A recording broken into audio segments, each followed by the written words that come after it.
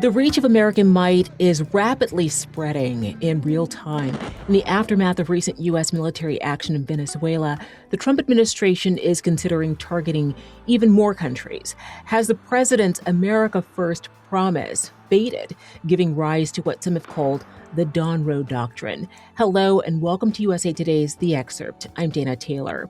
What months ago may have simply sounded like familiar bluster from President Donald Trump has now taken on a deadly serious tone. What are the president's plans for countries like Greenland, Colombia, Cuba, and beyond? For more on that, I'm now joined by USA Today White House correspondent Francesca Chambers. It's good to have you here, Francesca.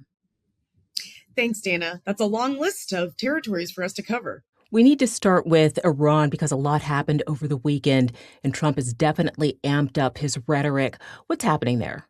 Well, the president says that he is looking at some very strong options when it comes to Iran, and then he'll make a determination. But no decisions have been made yet about what the president might do in response to these protests. President Trump had previously said that if they start shooting, then we'll start shooting. But it isn't entirely clear at this point what kind of response, militarily or otherwise, that the president may take to these protests. And while visibility into the situation in Iran has been difficult, and we've been unable to verify this number, the US-based human rights activist news agency says that the death toll is around 500 people. Why is the president focused on Greenland? Is there a pressing national security issue at play here, or is this primarily about gaining control of natural resources? Well, I think part of the reason that Greenland is coming up so frequently is partially because he's being asked about it, as well as senior officials. And so in response to that, the U.S. has repeatedly refused to rule out the military options. But it says that it would like to resolve this diplomatically if that's possible. But just taking a step back for a second, if we could, you brought up this idea of America First and whether or not these things are essentially mutually exclusive with this robust military action he's hinting at here. And the White House's perspective on this is that you can still be America First, but also be pursuing U.S. national security interests as part of that in some of these other countries. And they say that that was what was at play in Venezuela and then could potentially be at play in some of these other places like Greenland, which is a territory of Denmark. Secretary of State Marco Rubio told lawmakers that Trump wants to buy Greenland, and Trump has said we can do this the easy way or the hard way. How have Denmark and other NATO countries responded? Could military action in Greenland effectively end the NATO alliance? They've been responding to this with concern and saying that, this is a NATO ally. This is a U.S. military ally, and it's up to the people of Denmark as well as the people of Greenland to determine what happens. Now, it's important to note that Denmark has repeatedly said that Greenland is not for sale, and opinion polls would show that the people of Greenland, they also are not interested in either becoming part of the United States or in leaving, Denmark. And so the Trump administration, however, has continued to push forward with this idea that he came up with in his first term. And they pointed to that in response to some of the growing interest in this debate to say, this isn't a new idea. This is something that the president has long been pushing. It's notable and important, though, that now Secretary of State Marco Rubio says that he will be having a meeting with Denmark to have a conversation about this. That's not necessarily to say that the U.S. is going to be putting some sort of an offer on the table to buy Greenland at that meeting, but that's more in response to the Danes saying that it's time to have a conversation. Francesca, let's turn now to Cuba. For well over a century now, the U.S. has maintained a military presence on the small island nation at Guantanamo Bay. President Trump and Secretary Rubio have said Cuba is ready to fall. Have they spelled out why the U.S. is targeting Cuba?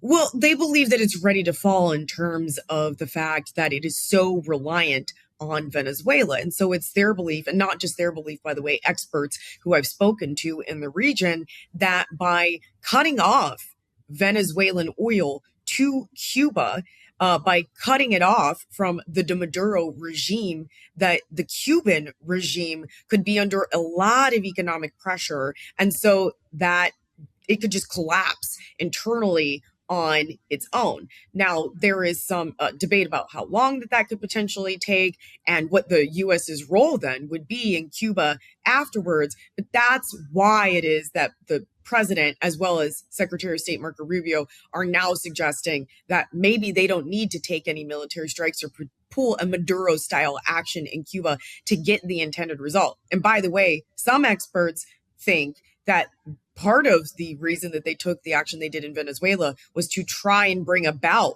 that eventual outcome in Cuba. We've previously covered the capture of Venezuelan President Nicolas Maduro and his wife. The question of oil looms large here, though, and is definitely worth another mention. Is the U.S. looking at a long-term military occupation in the interest of big oil? Well, the president has said that he called off a potential second strike on Venezuela after he determined that the country was cooperating with the United States and released some political prisoners, but it still remains on the table. I mean, there's still a U.S. military buildup in the Caribbean, and the experts that I've spoken to have said that that's a thing that they're watching here is if those ships still remain in the area, if the U.S. remains in the area, then that makes it a whole heck of a lot easier to carry out another strike on Venezuela in the future, which could be on the table because the president has said that if Delcy Rodriguez, the interim president, doesn't cooperate, that she could be paying a much bigger price than Maduro. Now, as far as the oil goes, the United States says that it has already intercepted and quarantined the embargoed oil. It's going to be putting it on the market. It says that 30 to 50 million barrels have already been intercepted by the United States. And they're starting to lay out what that will look like in terms of how who the money will go to. That money, they say, will first go to paying back American companies that had their businesses in Venezuela nationalized, and then it will go in some shape or form to the Venezuelan people. But we're still waiting to find out all the details of how exactly those things are going to work.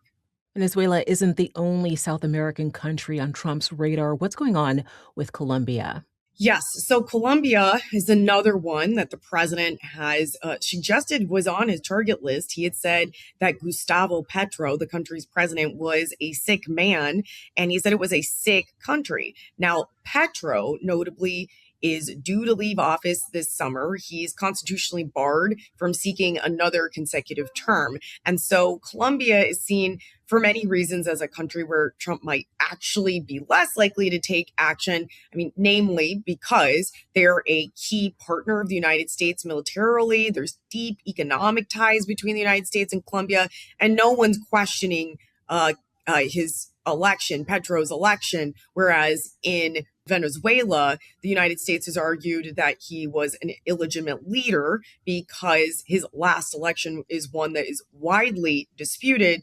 That's not the same case in Colombia.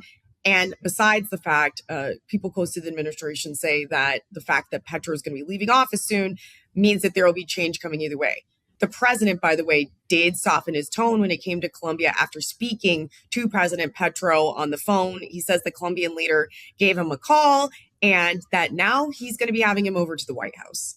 Trump has also shown interest in the two countries we share our borders with. Let's talk about Mexico first. What's happening there in the battle against drug cartels? Sure. So Mexico is another country that the president has said repeatedly he could take land strikes against the cartels specifically. Now, Claudia Sheinbaum, the country's president, has said she doesn't actually think that Trump's looking at an invasion, and she doesn't think that he is serious about that. But notably, after she even said that, he did raise the idea again of taking strikes specifically against the cartels.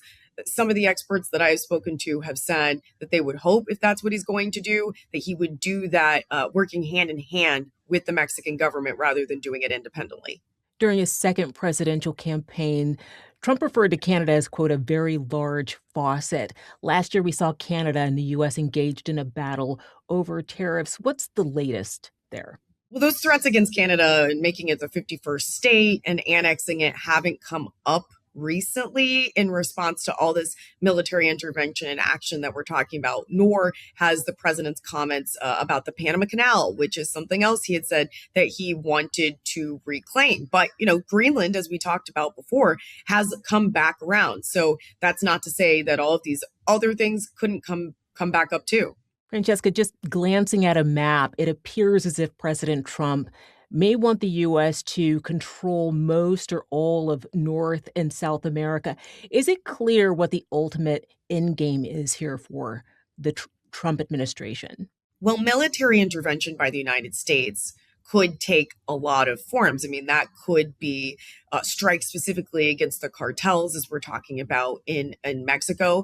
Or when you look somewhere like Iran, it could be strikes against nuclear sites and military facilities like the United States did last summer there.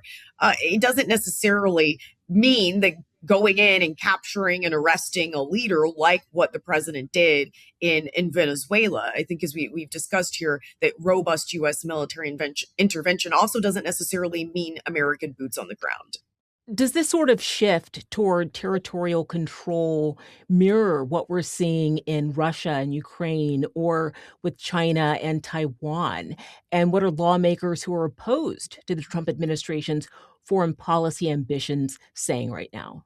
Well, that's the concern of critics of the Trump administration, is that if the United States is going to take robust action in the Western hemisphere and assert this updated Donro Doctrine, which Trump is now calling the Don-roe Doctrine, that what's to say then that Russia shouldn't assert more control in its backyard, or China shouldn't have control over Taiwan. And the president has suggested more recently that it is up to China what happens with Taiwan, although I wouldn't say that it's a full-scale U.S. policy at this point. And the U.S. has continued to support Ukraine. And of course, it is also trying to mediate an end to the conflict between Russia and Ukraine. But Democratic lawmakers, in particular, are very concerned about what President Donald Trump has said about this additional U.S. military action that he wants to take. And they're asking, where is next? Where will he potentially strike next?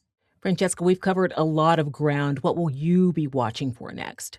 Well, over the weekend, President Trump and the Trump administration carried out another round of retaliatory strikes against the Islamic State group in Syria after the December ambush that killed 2 U.S. soldiers. And so whether or not the president continues to take those strikes in Syria will be one thing. But the president has also talked about potential strikes in Mexico as another option on those cartels. And of course, we're looking ahead to see, does he meet with Maria Corina Machado, the opposition leader in Venezuela, who the president previously didn't throw his support behind? Can she get President Trump to change his mind, as he says that Delcy Rodriguez's administration is cooperating with the United States? There's so much to keep an eye on this week, but those are just a few of the things. Francesca Chambers is a White House correspondent for USA Today. Thank you so much for taking the time to be on the Excerpt, Francesca. Thank you so much. Thanks for watching. I'm Dana Taylor. I'll see you next time.